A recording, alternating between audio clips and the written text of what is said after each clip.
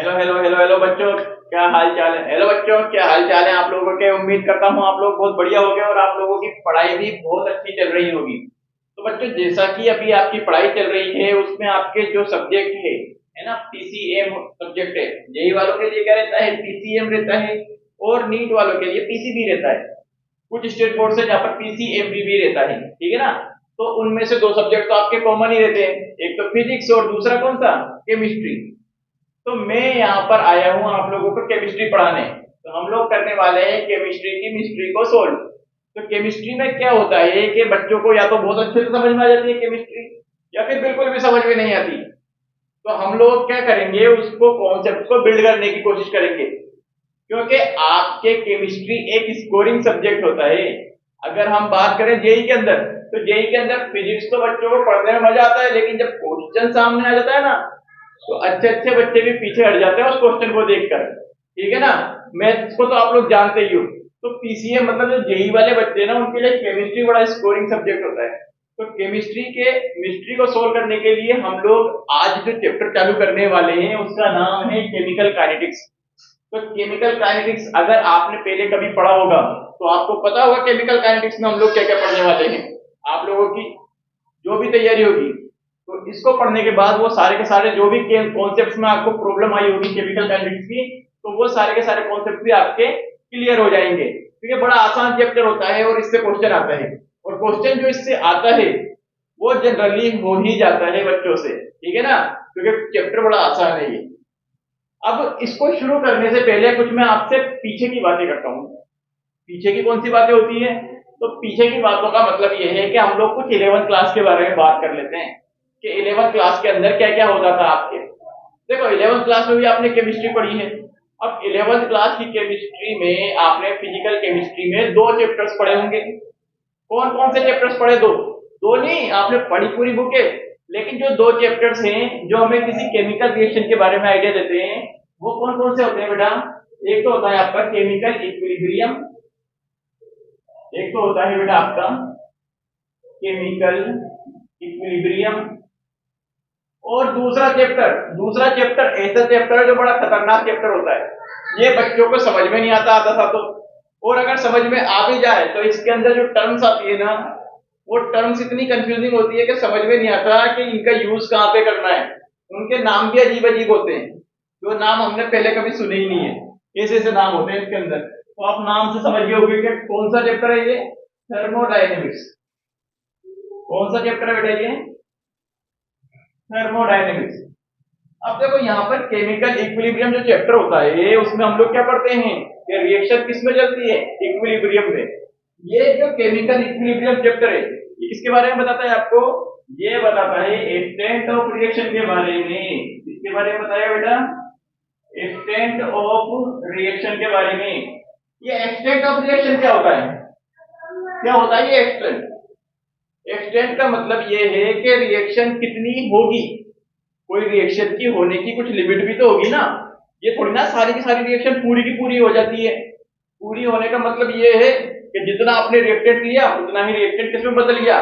Product में बदल गया। तो सारी रिएक्शंस तो ऐसी नहीं होती, ठीक है ना। तो उनकी कुछ एक्सटेंट होती है, मतलब किसी लिमिट तक वो रिएक्शंस होती है, उसको बोलते हैं एक्सटेंट ऑफ रिएक्शन। और जो ये एक्सटेंट ऑफ रिएक्शन है इसके बारे में कौन बताएगा आपको? केमिकल इक्विलिब्रियम चैप्टर बता देता है, ठीक है। अब दूसरा जो है थर्मोडायनेमिक्स। ये थर्मोडायनेमिक्स इसके बारे में बताने वाला है आपको। ये बताएगा फिजिबिलिटी ऑफ रिएक्शन के बारे में। क्या बताया मैंने? Feasibility of reaction. Feasibility of reaction क्या होता है? देखो, कोई रिएक्शन फिजिबल होगी या नहीं होगी। तो आपने एक टर्म पढ़ी होगी इसके अंदर, delta G, gives free energy, याद आ रहा होगा। डेल्टा जी अगर निगेटिव होता है तो क्या हो जाता है? रिएक्शन स्पॉन्टेनियस हो जाती है। तो रिएक्शन क्या हो जाएगी? स्पॉन्टेनियस।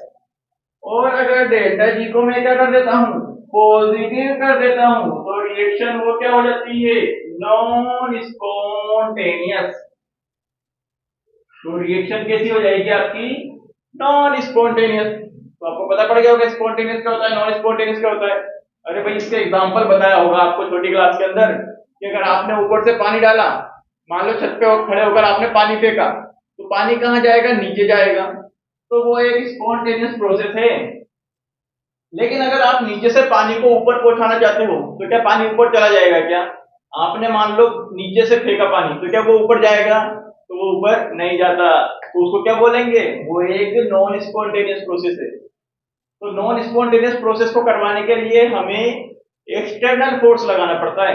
मतलब बाहर से हमको क्या लगाना पड़ेगा? फोर्स देना पड़ेगा। जैसे मान लो आपने क्या करा, मोटर चला दी। तो मोटर चलाती तो क्या होगा? टंकी भर जाती है ना।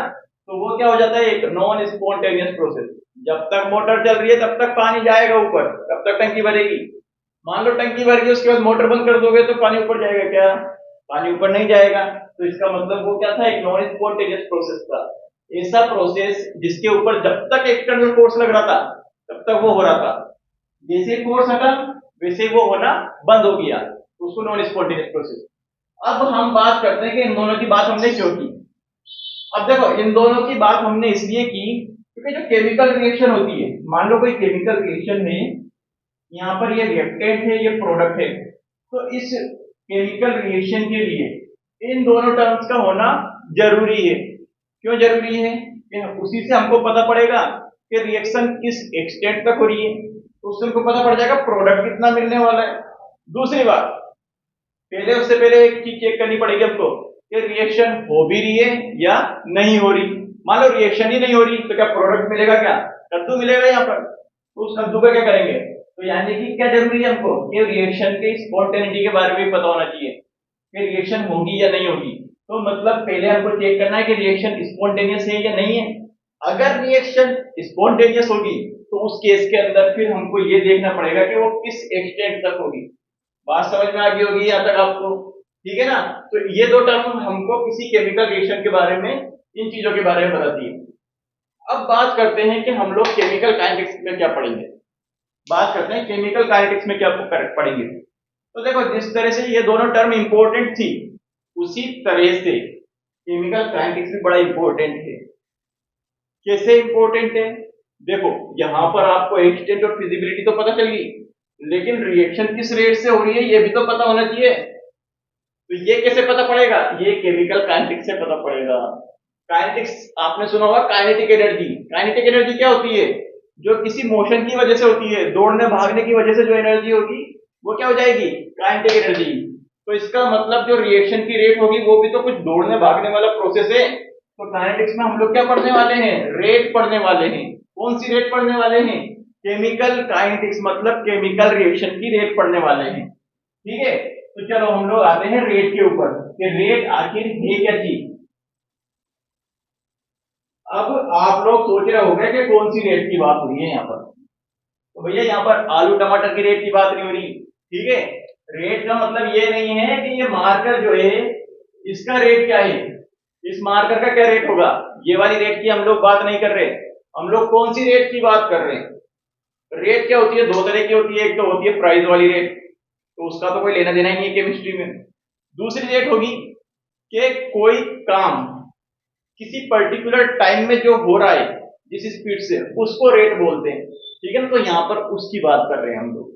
जैसे मान लो यहां से मुझे मेरे घर से कोई 10 किलोमीटर दूर जाना है, और 10 किलोमीटर दूर जाने में मुझे 1 घंटा लगता है, तो वो मेरी किसको बताएगा? स्पीड को। क्या बताएगा? मेरी स्पीड कितनी हो जाएगी? 10 किलोमीटर की डिस्टेंस 1 आवर में, यानी कि मेरी स्पीड कितनी होगी? 10 किलोमीटर पर आवर। और ये जो 10 किलो पर आवर है ये क्या है? मेरी रेट है कि मैं इस रेट से आगे जा रहा हूं। इस रेट से आगे जा रहा हूं मतलब अपनी मंजिल की तरफ जा रहा हूं। और तुम लोग इस रेट से आगे बढ़ना तुमको सिलेबस के अंदर, तभी सिलेक्शन होगा। जितनी स्पीड स्टडी होगी और तेज होगी तो ही सिलेक्शन होता है, वरना सिलेक्शन नहीं होगा। ठीक है ना? तो जिस तरह से स्पीड होती है उसी तरह से रेट होती है। केमिकल रिएक्शन के अंदर रेट कैसे बताएंगे हम लोग? जैसे मान लो ये कोई केमिकल रिएक्शन हो रही है, रिएक्टेंट से क्या बन रहा है? आपका प्रोडक्ट बन रहा है। यहाँ पर देखो, रिएक्टेंट जो होगा, आपने कभी तक केमिकल रिएक्शन पढ़ी होगी। केमिकल रिएक्शन में हम लोग क्या क्या लेते हैं? या तो इसके मोल ले लेते हैं, या कॉन्सेंट्रेशन ले लेंगे, या फिर प्रेशर ले लेंगे अगर गैस होगी तो। ठीक है ना? तो यानी कि इसकी अगर रेट निकालूंगा तो रेट भी क्या हो जाएगी इसकी? भाई कंसंट्रेशन ले लिया आपने, तो कंसंट्रेशन के केस के अंदर क्या हो जाएगा, change in concentration, change in concentration divide by time. Time कौन सा, जितने टाइम के अंदर वो कंसंट्रेशन में चेंज आ रहा है वो वाला टाइम, ठीक है। दूसरा क्या हो जाएगा, चेंज इन मोल, मान लो मोल के अंदर दे रखा है आपको चेंज, तो वो भी निकाल सकते हो आप, change in mole divide by time.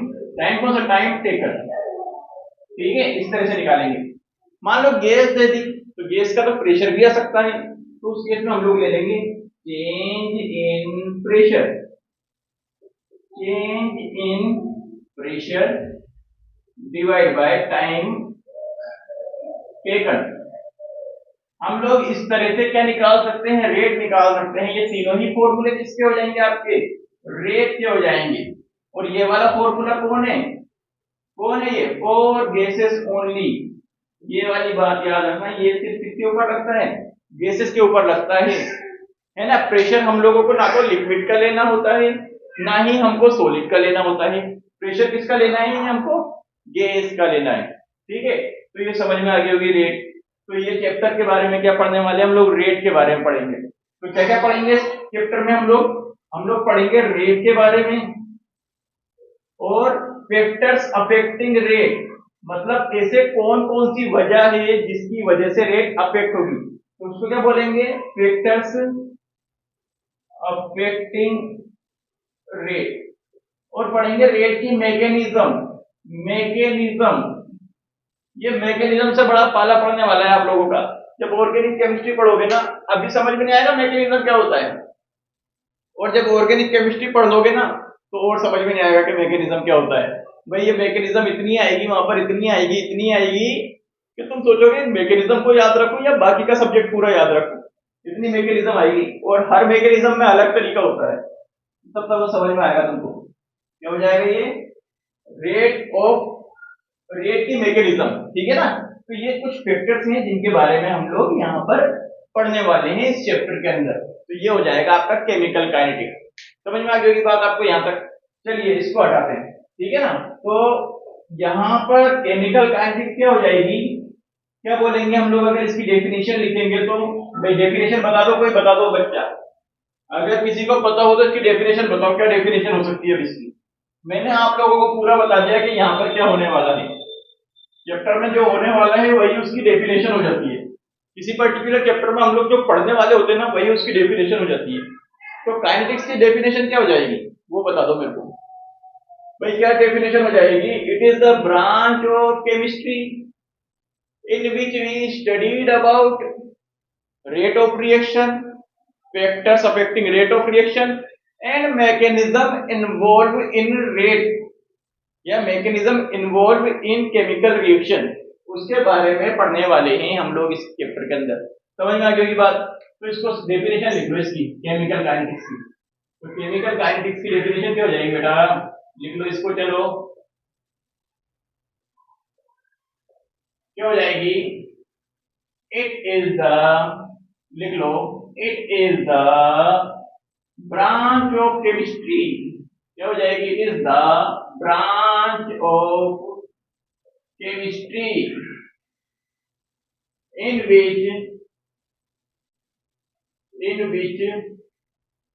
which we studied about, in which we studied about rate of reaction,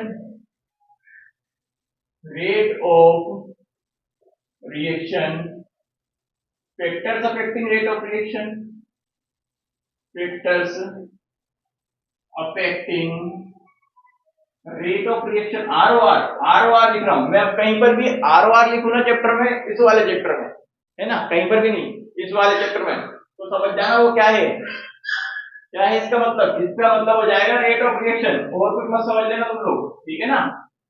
कोई तुम्हारे फ्रेंड सर्कल में हो ना ROR, तो उसको मत समझ लेना, चिढ़ाना मत उसको, ठीक है।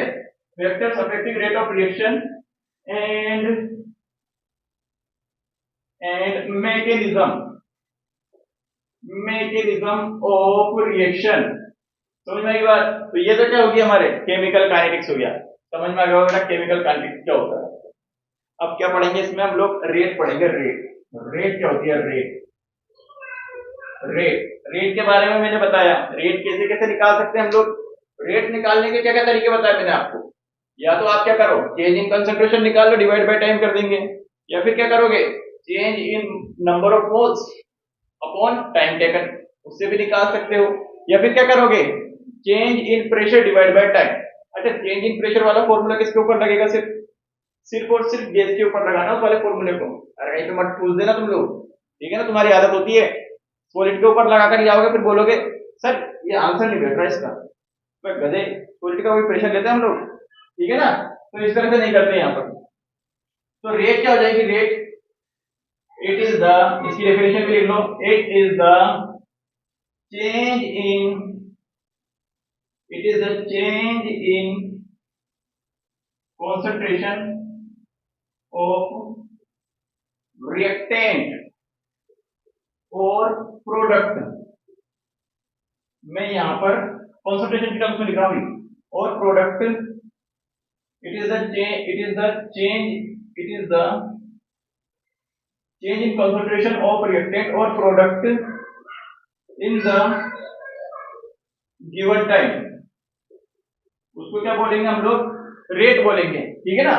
रेट की आप लोग यहाँ पर क्या लिख लो, फॉर्मूला लिख लो। फॉर्मूला क्या बताया? Change in concentration, change in concentration. अब मैंने यहाँ पर एक टर्म लिखी है, चेंज इन कॉन्सेंट्रेशन। कौन सी टर्म? या तो रिएक्टेंट या प्रोडक्ट। अपॉन में टी लिख रहा हूँ, टी क्या है? Time table. अब देखो मैंने यहाँ पर प्रोडक्ट भी लिख दिया। अब तुम सोच रहे हो यार प्रोडक्ट से कैसे रेट निकालेंगे, प्रोडक्ट की रेट कैसे निकाल दी सकेंगे? रिएक्ट तो हम लोग रिएक्टेंट के साथ देखने चाहिए थे, क्योंकि रिएक्टेंट से प्रोडक्ट बनेगा। तो ये पता नहीं बताएगी रेट, तो ये थोड़ी ना बताएगा, ये दिमाग में आ रही होगी। अबे देखो मेरी बात सुनो, इधर आओ। यहाँ पर ये प्रोडक्ट भी तो बनेगा ना, ये भी तो किसी रेट से बनेगा। तो जिस रेट से ये बन रहा होगा ना, उससे भी हम लोग क्या निकाल सकते हैं? रेट ऑफ रिएक्शन निकाल सकते हैं। इसीलिए मैंने यहाँ पर क्या लिखा है, change in concentration of reactant और प्रोडक्ट, है ना, दोनों में से कुछ भी ले सकते हैं। अपॉन में टाइम टेकन आ जाएगा। इसी तरह से हम लोग दूसरे फॉर्मूले भी यूज कर लेंगे। समझ में आई बात? अब जैसे रेट होती है रेट, तो रेट हम हो सकता है कि 10 मिनट के लिए निकालें, और हो सकता है मैं 1 सेकंड के अंदर रेट निकालूं। आप बोलोगे 1 सेकंड में भी कोई रेट निकाल देगा? अब निकलती है। केमिकल रिएक्शन जो होती है ना, वो इतने छोटे टाइम में हो जाती है कि वो 1 सेकंड से भी कम टाइम लेती है। एसिड बेस जो रिएक्शन होती है, फास्ट रिएक्शन होती है, उस रिएक्शन को होने में 1 सेकंड से भी कम का टाइम लगता है। तो सोच लो कि उस केस के अंदर हमको भी तो रेट निकालनी पड़ेगी। तो हम लोग दो तरह की रेट पढ़ेंगे, ठीक है। एक तो एवरेज रेट ऑफ रिएक्शन, एक होगी instantaneous rate of reaction. Average का मतलब, एवरेज लेंगे मतलब बड़ा टाइम इंटरवल है, तो उस केस के अंदर एवरेज निकाल के रेट ऑफ रिएक्शन निकालेंगे। इंस्टेंटेनियस, इंस्टेंटेनियस क्या होता है? जैसे आपने फोटो वोटो खींचोगे किसके ऊपर, इंस्टाग्राम के ऊपर फोटो डालते ना, कैसे फोटो डालते हैं? इंस्टेंट फोटो खींचे और डाल दिया, ठीक है ना। तो किसी पर्टिकुलर इंस्टेंट टाइम पर हमको रेट निकालनी है, तो उसको क्या बोलेंगे? इंस्टेंटेनियस रेट ऑफ रिएक्शन, ठीक है। तो वो हम पढ़ेंगे नेक्स्ट क्लास में।